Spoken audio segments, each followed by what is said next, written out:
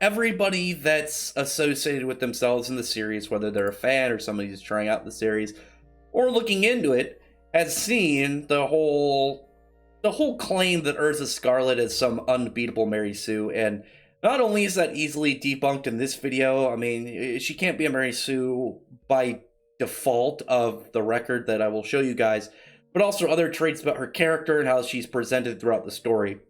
But for now, we're just going to go over Erza's win-loss record.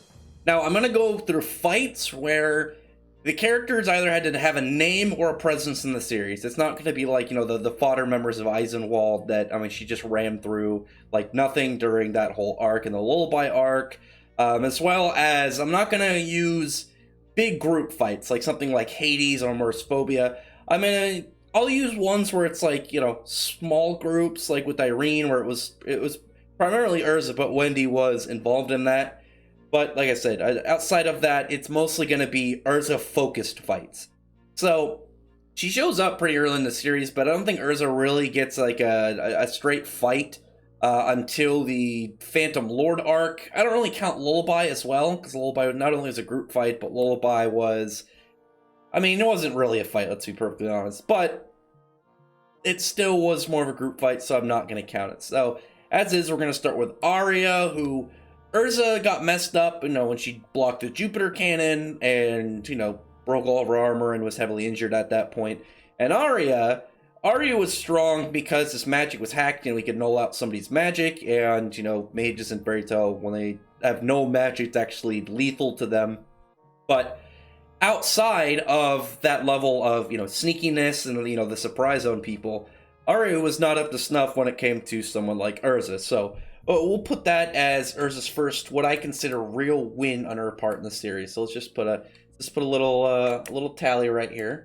Okay, so after that point, we get to Jose. Now, it started out a little bit of a group fight. You had other members of the guild in there, but they were quickly defeated, and it was really just Erza versus Jose until Makarov showed up, and she lost that fight.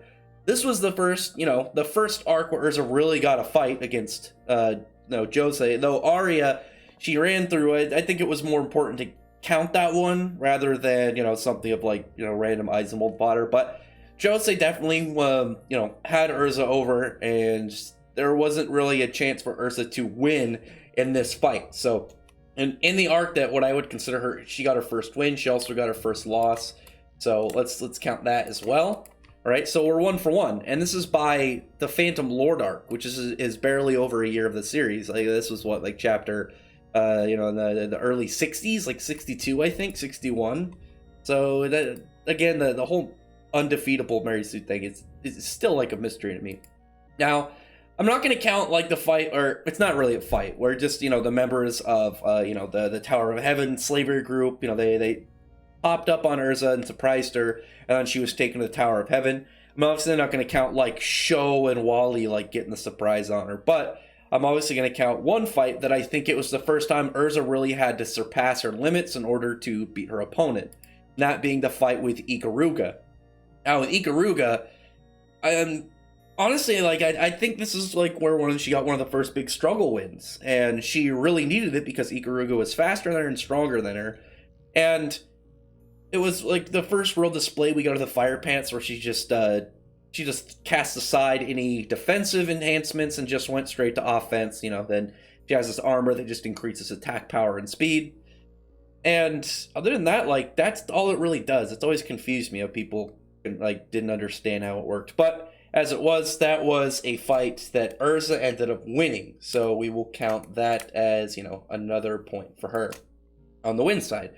After that, she ended up fighting, the main bad guy of the Tower of Heaven, Jalal, who she was, quotes, winning against Jalal at one point, but that's because he didn't have his actual power back. The second he got his actual power back and, he was fighting somewhat seriously, he ended up just kind of, bind snaking her up. And it was obvious that she was not going to be able to defeat him in that arc.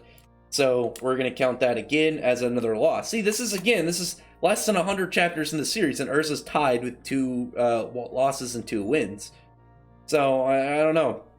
Meanwhile, you come up with the fight with Evergreen, where Evergreen definitely underestimated Erza and underestimated like the extent that she was willing to go. Though she was bluffing, I think that Erza put off enough of a display that Evergreen took her seriously and surrendered in the process.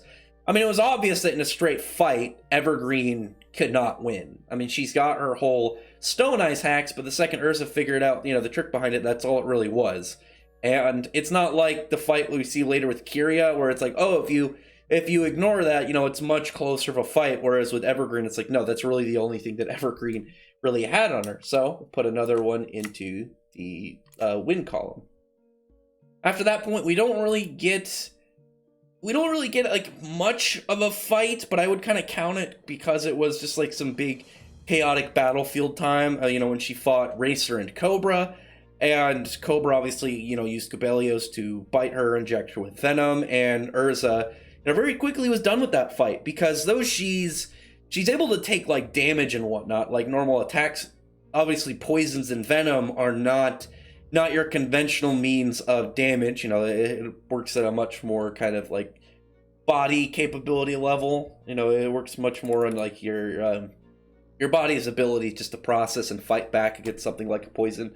So she, again, has another loss on that point, so I'm going to chalk up another loss on her record. See, again, this is by the Erza Scarlet, and she is pretty evenly set right now. But obviously after that point, her fight with Midnight, and she was able to figure out how Midnight's magic work and figured out how to exploit it, and took the win. She ended up beating him after that point, and that was, that's the end of that one. Another win on her part. Beyond that, like, Erza has a pretty fair win-loss record. Like for the first large chunk of the series, like she all the way up to the Erza Scarlet arc, which was already in the 160s. I mean, she was practically tied up until that point with Midnight. So by that point, Erza's record was good, but it's not like it was flawless.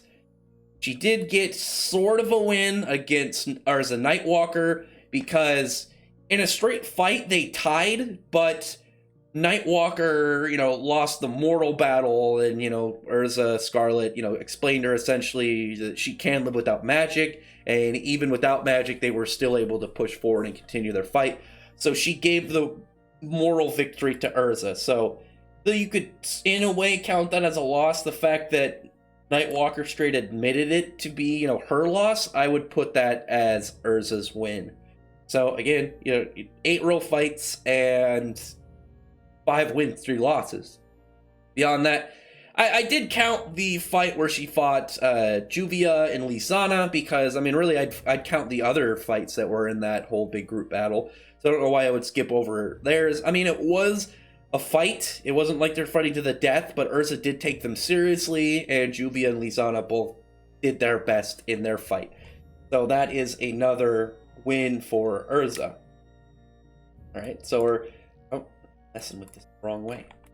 Let's see, so now we're at 6-3, still pretty good. After that point, we have one of the fights that I still really like, and I think is very overlooked, is the fight with Azuma, where she was gonna lose the fight. Now, we don't know where she would fare, against just normal Azuma. He buffed himself up using the Sirius Island tree, lost control of its power, and, the magic of the island and the tree, which was set originally to buff and protect the members of the Fairy Tail Guild, anybody who had the guild brand, the guild tattoo, guild crest. Anybody who had it on received a level of protection. So after that point, it ended up guarding Erza again. I'd count it as a win. And again, Erza was losing at a time, but it's not like this was Azuma's normal power. It was something that he obviously could gain using his own powers, but he couldn't control it. And once he lost control, that's what really screwed him over. So we will count that as another win for Erza. Still looking pretty good. I mean, 7-3, that's a 70% win record at the point of, going into the time skip. Again, I'm not going to count the Hades fight because that was a big group fight. It wasn't like it was solely on Erza, and it was everybody involved, and you had to count stuff, not even just the guild, but Laxus, who wasn't a part of the guild at the time. as well as Ultir, who helped, resurrect the Sirius Island tree. And even the first movie, which is canon now, thanks to 100 Years Quest, Erza actually lost the first fight against Coordinator, because Coordinator she could dispel certain magics, and you have to have a certain level of willpower in order to fight it off. And then obviously Erza won in the second round of it, when Erza, didn't get her wedding dress that she had bought earlier in the movie, when they both were kind of like dressed up after they crashed that play. And it's the whole thing of like, oh well, it's funny because it ended more of a character kind of funny way, because she wasn't able to undo it, because she said that Erza was like, she talked about her will and how much she wanted to get married, and it's much more of a nice little character one, but at the same time, like I said, a little bit funny. But it does count towards the fight between these two characters, and really the big fight she had solo in that arc. Obviously not going to count the fight with the Phoenix, but after that point we have her fight with Cobra. Now her first match against Cobra, back in the original arc, obviously she lost. At this point, Erza and Cobra are both stronger. The first match after the time skip is inconclusive, but Erza is able to take the distracted Cobra when he hears Cubelios' voice, and takes his mind off the fight to go try and figure out where she is. Then Erza, uses that big hammer that she got during the arc that, wards away evil and has, just a big special buff weapon. She was able to then use that opening to defeat Cobra in that arc and claim another victory. And one that was kind of, I would say, contested, that I was not sure if I was going to use, was the whole Pandemonium fight.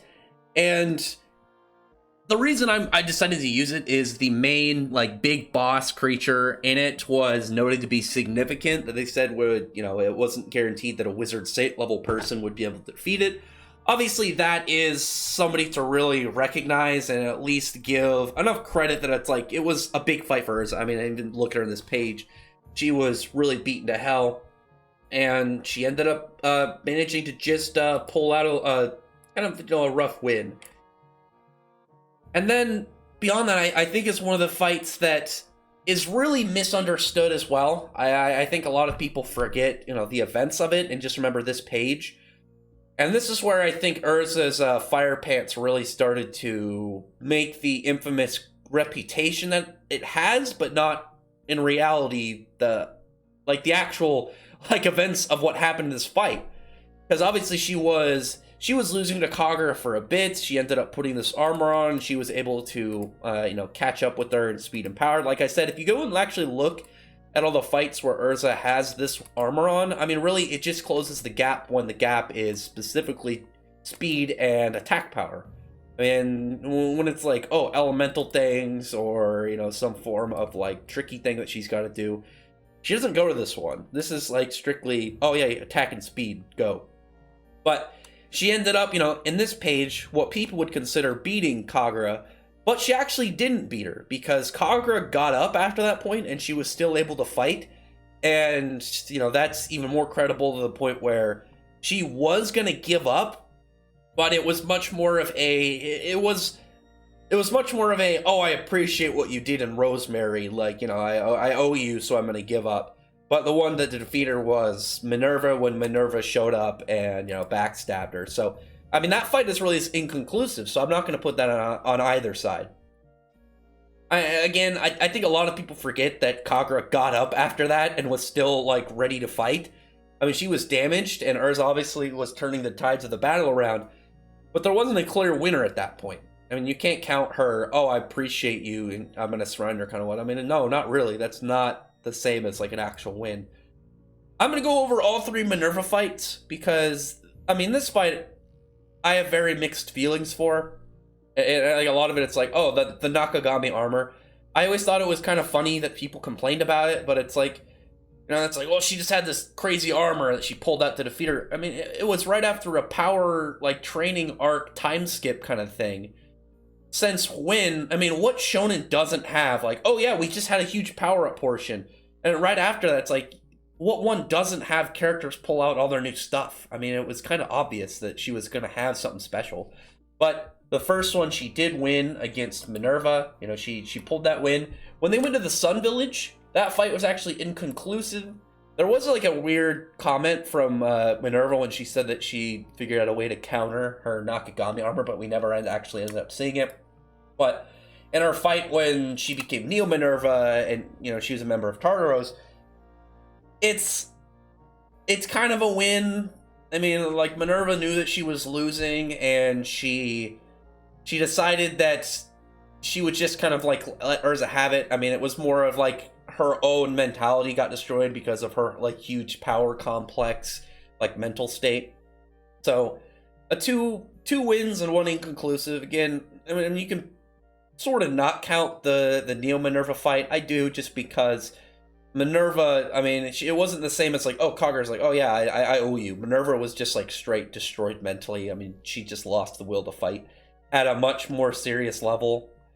Now, this fight is infamous in the series, and I'm going to mention why exactly I don't consider this a win, and I would 100% consider this fight a loss. I'm going to do a deeper video on this later on. I'm going to be doing some Erza videos over the next few days. But here's the thing. Erza, I know, she was the one that fell. Kyoka, and Kyoko, you know, right afterwards, you know, had Erza fall. Erza wasn't able to sustain her injuries and collapse. But, you know, in that fact of the matter, Erza was the last man standing out of the two, or I guess woman. But here's the thing. Erza wasn't fighting to beat Kyoka. Kyoka wasn't fighting to beat Erza. Erza was fighting to take down her so she couldn't stop Face, or just stop Face. The activation of Face was Kyoka's goal. That was the difference, I think, between this fight and say, like, oh yeah, I'm gonna beat you. It's, yeah, in the straight conflict, the straight battle between them, Erza won, but that wasn't her objective. Her primary objective was to stop Face, and Face didn't get stopped. She's not the one that dealt with Face. She ended up failing that, and Kyoka ended up getting Face off, so she won. And that's 100% why I consider this fight a loss on Erza's part. And I know some people would probably disagree with me, but I mean again, really, if she loses her primary objective, then that is a loss on her part. And he barely made the list. I barely wanted to count him, but Jerome, I mean, he's at least considerable, and, you know, he had a pretty useful sword. It was unfortunate he had to face, you know, right out of another time skip Erza, because he ended up just taking a straight L. Poor Jerome. Like, Jerome had an interesting design. I actually always thought it was funny, because Avatar wasn't really seen as, like, they were going to be a big deal, and then they got that color page, you know, people who, saw it when it came out. That nice big color page that showed the members of Avatar, and like, oh man, they must be important if they got like a big color spread. And no, not really. They weren't really that important. So I always thought that one was pretty amusing in that fact. But she did defeat Jerome, so, you know, a big L on his part and another W on Erza's chart. And then goes into Dragon Cry, which is also canon. Erza ended up losing the first fight when the members of Stella, you know, the 3 stars, they ended up, you know, getting the jump on, you know, main cast, and was able to, you know, defeat all of them in a fight. Though it was much more in the element of surprise that they were able to really get the win, but a win is a win. So, you know, she has that. But the second time around, Erza was able to fight a little bit smarter. She was able to get around her attacks, wrap her up, and then just, instead of trying to hit her, just decided to body wrap her and then drop. For some reason, still hasn't been fully explained, but she knows it, Grand Chariot, which, again, is a win on her part. Now, this one is a win, but I count it while not counting, like, other group fights, because it was primarily Erza's fight, but other people butted in. I'm actually going to count it as both a win and a loss. I'm going to count it as both. I'm going to give it one tally for wins and one tally for losses. And I'm going to tell you why. Because though Erza did win, she was smart enough to take openings, you know, when Natsu punched Bakel up through the ship, and when Erza used her Morningstar armor to create a light to where Bisca could shoot and off-guarded Agio with the Jupiter cannon. Erza ended up taking that opening and, you know, dropping her Nakagami Asterism and taking him out. You know, this pretty hacks anti-mage armor. But she ended up winning, but she didn't really win by herself. She won from outside assists, but they weren't really kind of like involved in the fight, but they sort of were. If it wasn't for them having those two small assists, then Erza would have definitely lost. So I'm going to count that as one of each. Now, Nineheart 100% beat Erza. Erza was injured, but it doesn't really matter. Erza never got close to Nineheart. Even if she was at full health and full magic, I don't think that she would have been able to take this. Because similar to Agil, who Agil, though I would say like was around Erza's level, given some of Erza's other feats, his magic straight countered hers with like his high level of movement, his intangibility, his ability to turn metal and other weapons into sand. But Nineheart just straight overwhelmed her with units on the board, had all his Historias, and he wasn't even going all out on her, because we saw that he can have way more Historia show up into the fight and aid against the battle. He could have easily had all this Historia of other people there and then just, come to the ship to fight Erza. So Erza, that is, again, a straight loss on her. She 100% lost to Agil. That one was, I don't think that's arguable at all. I mean, again, if you wanted to say, oh, well, she wasn't at full health, then I don't think it really mattered. I don't think she would have been able to defeat him because he was a longer-range summoner. He was able to attack while being ranged, or while his summons were up, and they were dropping their hacks on her as well. So, I mean, that fight, again, Erza got a straight L on that one. But the fight with Irene. Now, this one, I know a lot of people would consider Erza to have won this fight, and I don't. I think Erza straight lost this fight. And the reason that is Erza didn't beat Irene. Irene beat herself. And I'm going to go, again, similar to like the Kyoka fight, I'm going to go more in depth on why I thought this fight made sense and why I was okay with it. I mean, really, my only complaint about it was Irene was in her dragon form for all of like 30 seconds. But regardless of that, Erza was down. I mean, really, even with the buffs from Wendy, the Dragon Slayer enchantment she put on her sword that knocked Irene out of her dragon form, Erza was barely able to stand at that point. She had like almost every bone in her body broken. She was able to keep fighting, but barely, and Irene was still standing. Irene could have killed Erza, but ended up killing herself. Again, I'll go over reasons for that in a dedicated video for it. Now, Kyria's fight was a little bit... It's like her record is a little bit weird. There's this not decided right now in a straight fight. I think in a straight fight, Erza would win, but she hasn't yet. I mean, the first fight, she fell prey to Kyoka's hypnosis, and Kyoka was able to get a win on her. And their second fight was inconclusive, because though Erza was able to, get a pretty good hit on her, Kyria was still fighting. She was still on her feet. So you can only really put a loss on that spot for Erza.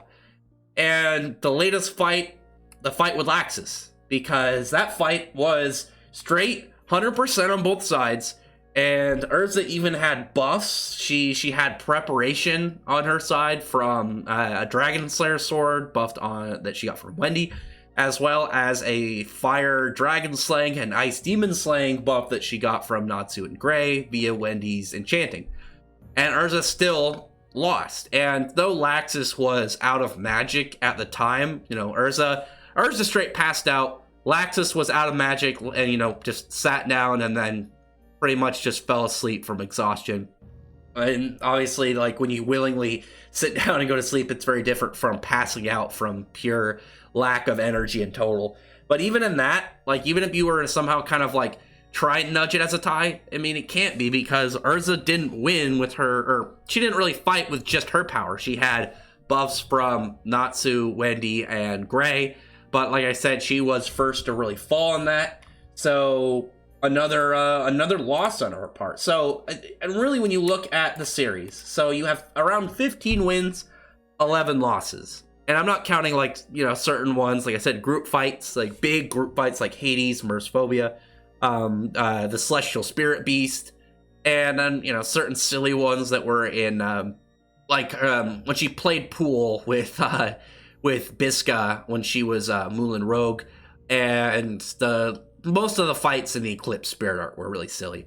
But other than that, I mean, really, you run into somebody who tries to say that Erza is some like undefeated like Mary Sue juggernaut. I mean, just show them this video. I mean, it's pretty straightforward. You can't have almost a 50% loss streak, or not streak, 50% loss record, and say that, you know, you're undefeated. I mean, Erza's got, you know, a ton of losses under her belt. So, I mean, that's mostly wraps up for this video. I'm going to do some more Erza dedicated videos. I'm going to do some small ones. Like I said, I'm going to do one on the Kyoka fight and one on the Irene fight, as well as I'm going to just do a video on her as a character, because I think a lot of people miss the point of Erza and like the way that she's kind of handled in the series, and they only look at the parts that people frown upon about Erza. Again, that I don't think a lot of people got in the first place to really distinguish her character. But other than that, comment below, tell me what your thoughts are about this and where your stance on the character is. And other than that, I really appreciate you thumbs up the video, put on the like button and the subscribe button, and check out my other videos. But that, I appreciate everyone who's already subscribed, and I thank you all for listening. Bye.